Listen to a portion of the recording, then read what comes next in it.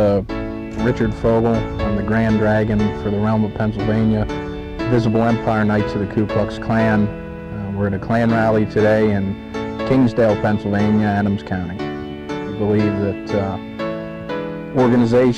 many organizations stand up and fight for the rights of blacks, Jews, homosexuals, Hispanics, Orientals, whatever. We believe that there's nothing wrong with having an organization that stands up for the rights of white people. That stands up for the rights of white people. We try to raise public awareness. Look at what's happening to your country. Look at what's happening to your town. Look at what's happening to you. It's time somebody stands up for the truth. It's not beating around the bush, and it's not pulling punches. It's getting out there and telling it like it really is. My name is Xavier Books. My granny pronounced it with an X. She named me after her brother. The name has been in my family for a very long time. Now when I got to school, the teacher said it's not Xavier, it's Xavier. So at school I was Xavier, and at home I was Xavier. Xavier Books. And this is my story.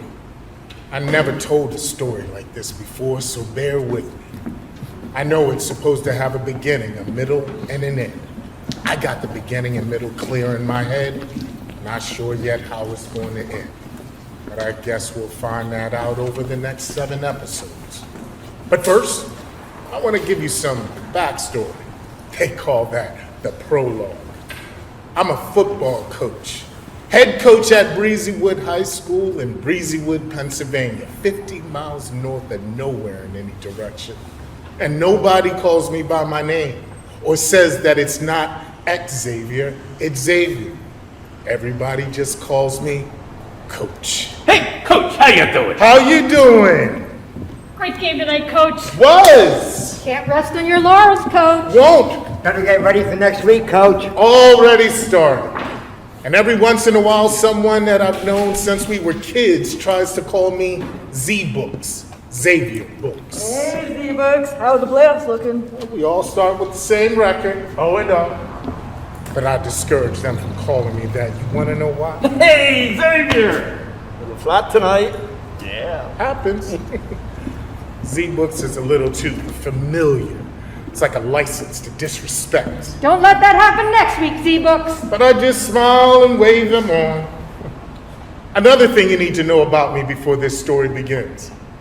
Pretty near everybody here likes me.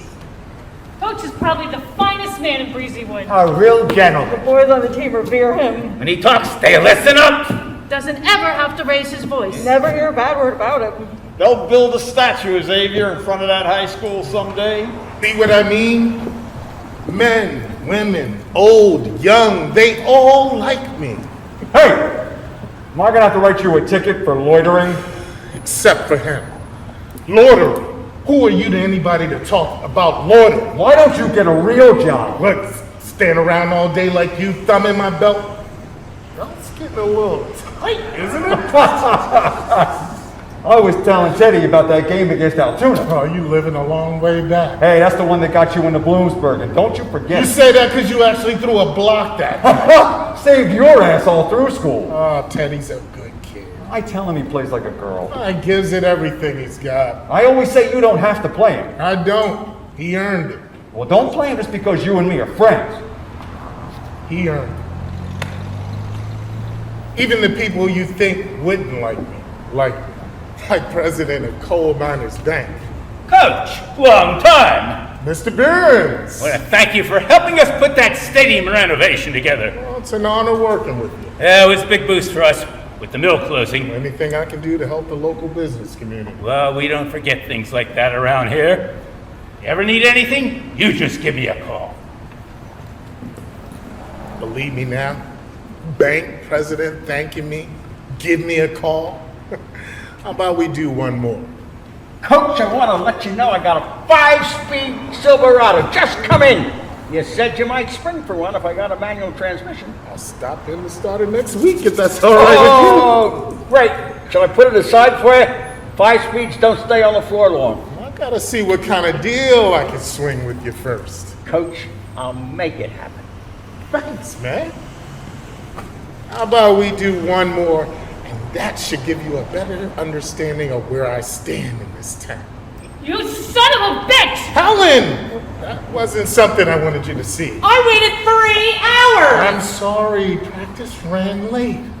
But maybe it's good that you see it anyway. You said you were going to call me on Tuesday. I'm sorry, I forgot. Why didn't you call? No excuse, it's my bad. You free later? White women and a black man in a white town. Stow that somewhere, you can find it later on as this story unfolds. One last person I want you to meet. Xavier, That's my granny. You don't want to mess with her. here's exact change. You get you and your sister some candy from Mr. Packer. You go straight there and you come directly home. I used to spend my summers with her in Georgia. And you listen good. You ask Mr. Packer for this much candy, and you call him Mr. Packer. And you say please, and you say thank you. You take your candy, and you come straight home. You hear me? Yes, Granny. And then she told me something that was probably the most important lesson of my childhood. Xavier, honey, Yes, Granny? don't you look him in the eye. Don't you ever look a white man in the eye. That was a long time ago. And, you know, sometimes I still have to tell myself I'm not in Georgia. I'm in Breezywood, Pennsylvania.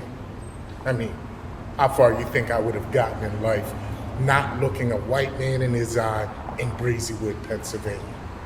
We say white is for white, black is for black, yellow is for yellow, and that's the way it's got to be. That's the way the Holy Bible says it should be. And if we don't do it, we're going to become a racial model stream like the world has never seen. Like the world has I said, what do you call these people? What do you These call mulattoes. these mulattoes? How do they fill out a census form? What do they check? Other? What box do they check? Other? What are they? What are they? Black, white. They've got no history. They've got no conscience. They don't care what they are. I feel for those kids because the blacks don't like them and the whites don't like them. Hello? Are you still here? I didn't know you spent the night. What? I said, why are you still here? I was dead tired last night. Fell asleep on the couch. What? I said I fell asleep on the couch. Why did you go to bed? Can a man shave? What? Oh my God! I'm sorry. Are you all right? You smacked me right in the eyeball with the door. Damn, I'm so sorry, baby. Are you okay? I don't see it. Let me look in the mirror. Oh, Jesus! No reason to blame Jesus. It's all on me. Damn right it's on you. Why are you still here? It's almost daylight. Someone might see you leave. No one will see me leave. How do you know? Because I know everything about everyone in this town. I've lived here my whole life. Miss Wheeler lives next door. Blind as Raggedy Ann with button eyes until she gets her glasses on. An arborvitae blocks the window that side of the Jameson's place, and I leave my car across the park. Are you going straight home or to school first? Not going to school. Why aren't you going to school? Got a little meeting to attend. A meeting? Where? With who? Mr. Phelps and a committee of business folk. I don't trust business folks. They line their pockets and don't care the downtown is falling apart. Oh, is that what they called 2nd Street today? Downtown? Well, they're all nice to me. Everybody is nice to you. Except you. That's because you gave me a black eye. Where is my coffee? The shiner looks bad. Well, make sure you let them know where you got it. I will, and then they'll come and arrest your ass. No, they won't. Why not? Big game tomorrow night. They'll arrest you after the game. Win tomorrow, district championship next week. If they find out about me, you'll be fired. I hate sports. Puts food on your table. Shut up and look at my face. What do I tell them when they ask me what happened? Tell them walked in on a black man while shaving. The politicians that are in office right now don't care what you have to say. They want to know what the Jews have to say. Jew money talks and the politicians listen. They listen to the black lobby because the blacks are organizing. They listen to the black lobby because the blacks are organizing and they can deliver a lot of votes. Now, if white people organized, we could somehow bring ourselves into a powerful organization under one banner, then the politicians would have to listen to what we have to say. So when I got to Dick Phelps' office, I saw all the business folk were already there, ready and waiting. I wasn't late, so they must have been asked to arrive before me, which got me to thinking, what's going on here? Dick's secretary opened the door and announced me. Dick, Coach Books is here. Oh, thank you, Diane. Come on in. Good to see you, Xavier. Good to see you, Mr. Phelps. Grab a chair. You all know each other? Of course they all know me. Everybody knows Coach, and I knew them. There was a top doctor in town, the top businesswoman, and the president of the bank. I may not have known all their names, but of course I didn't tell them that. Very nice to see you all again. It's been a while. Coach, More again. Very nice to see you again. nice to see you too. Congratulations. What did I do? Johnny Red's having another great season. Land of cotton, old time fair, not forgotten. Look away, look away, look away, Dixieland. Rebel! It's always good when you win more than you lose. I just draw the X's and O's, the boys do the heavy lifting, Doc. When's the last game you lost? Same game every season. Go undefeated all year. Win districts. Draw in defending champion Greensburg in regional playoffs.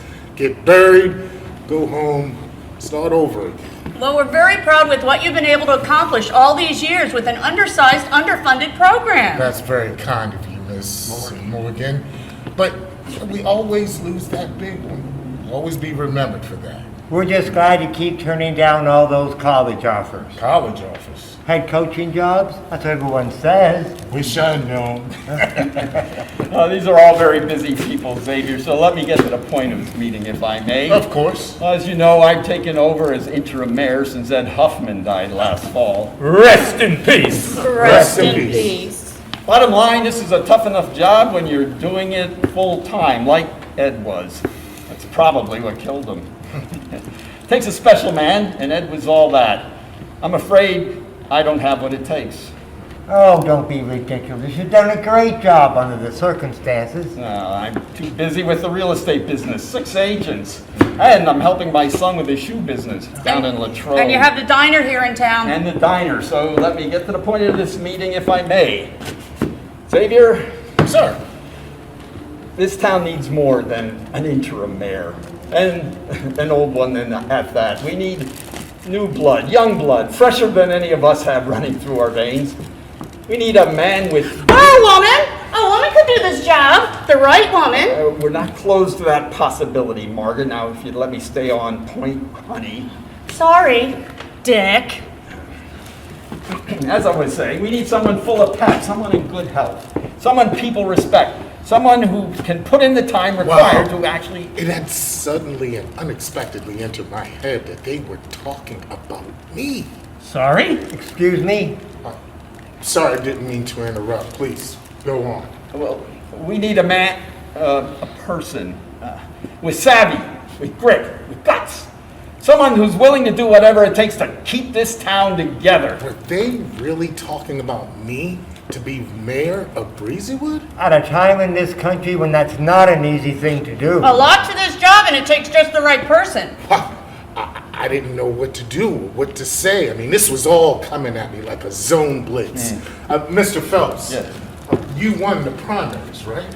Yeah, and that was a mistake. I should have bowed out long before that. Now, is someone running against you? Yeah, a woman named Matthews on the Democrat ticket. But your name is on the November ballot, right? Yeah.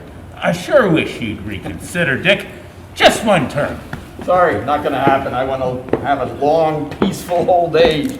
Watch my grandkids grow up. Some younger folks have expressed an interest in running, but they're new to this town. They're not invested in the town the way they need to be if they're running things. Right, so we need a man or a woman who has the age to have, be old enough to have gained the life skills and experience that the job demands. But not so old that we have to worry about finding him keeled over behind his desk. And they have to have proven leadership capability. And a winning attitude either in a profession or private business, anything. And well-liked and equally well-respected in this community. Well, there was no mistaking their intentions. They wanted me to run for mayor of Breezywood, Pennsylvania.